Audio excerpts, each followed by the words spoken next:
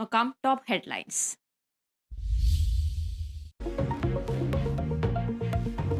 കേരള സർവകലാശാല രജിസ്ട്രാറുടെ സസ്പെൻഷനിൽ പോരുമുറുകുന്നു. അവധിയിൽ പ്രവേശിച്ച് ജോയിന്റ് രജിസ്ട്രാർ. നീക്കം രജിസ്ട്രാർ ചുമതലയേറ്റതിൽ VC റിപ്പോർട്ട് തേടിയതിന് പിന്നാലെ. വിശദീകരണം നൽകാൻ 2 ആഴ്ചത്തെ സാവകാശം തേടി. നടപടിക്കെതിരായ ഹൈക്കോടതിയിലെ ഹർജി പിൻവലിക്കാൻ KS അനിൽകുമാർ.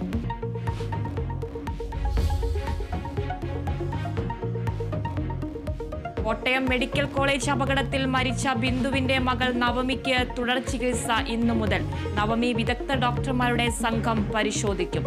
ചികിത്സയ്ക്കായി നവമി ആശുപത്രിയിലെത്തി. ശസ്ത്രക്രിയ ഈ ആഴ്ച തന്നെ നടക്കും. ആരോഗ്യമന്ത്രിയുടെ രാജി ആവശ്യപ്പെട്ടുള്ള പ്രതിഷേധം ശക്തമാക്കാൻ പ്രതിപക്ഷം.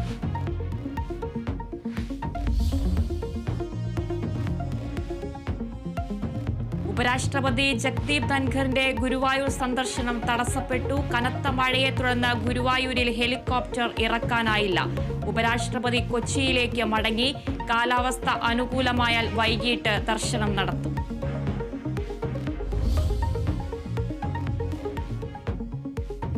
നിപ്പ ബാധിച്ച് ചികിത്സയിലുള്ള പാലക്കാട് നാട്ടുകൽ സ്വദേശിയായ യുവതിയുടെ ആരോഗ്യനില അതീവ ഗുരുതരം. രാവിലെ മെഡിക്കൽ ബോർഡ് യോഗം ചേരും. യുവതിയുടെ മകന്റെ പരിശോധനാ ഫലം നെഗറ്റീവ്. നിപ്പ ബാധിച്ചു മരിച്ച മക്കരപ്പറമ്പ് സ്വദേശിയുടെ സമ്പർക്ക പട്ടികയിൽ 241 പേർ.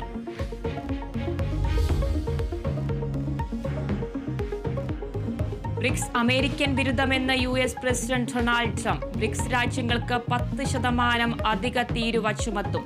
ബ്രിക്സ് രാജ്യങ്ങൾക്ക് കത്തയക്കുമെന്നും ട്രംപ്.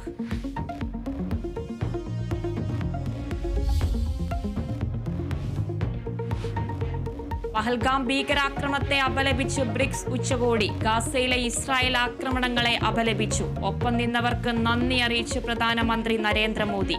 അതിർത്തി കടന്നുള്ള ഭീകരവാദത്തെ നേരിടുമെന്ന് പ്രഖ്യാപനം.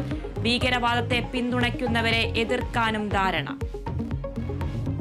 ബ്രിക്സ് ഉച്ചകോടി ഇന്ന് സമാപിക്കും. ഇരട്ടക്കൊല നടത്തിയിട്ടുണ്ടെന്ന മലപ്പുറം വേങ്ങര സ്വദേശി മുഹമ്മദ് അലിയുടെ വെളിപ്പെടുത്തലിൽ നിർണായക വിവരം പോലീസിന്. 1986 കൂടരഞ്ഞിയിൽ മൃതദേഹം കണ്ടെത്തിയ കേസ് അന്വേഷിച്ച പോലീസ് ഉദ്യോഗസ്ഥനെ കണ്ടെത്തി. തിരുവമ്പാടി പോലീസ് സ്റ്റേഷനിലെ മുൻ കോൺസ്റ്റബിൾ തോമസിൽ നിന്ന് വിവരം തേടാൻ പോലീസ്.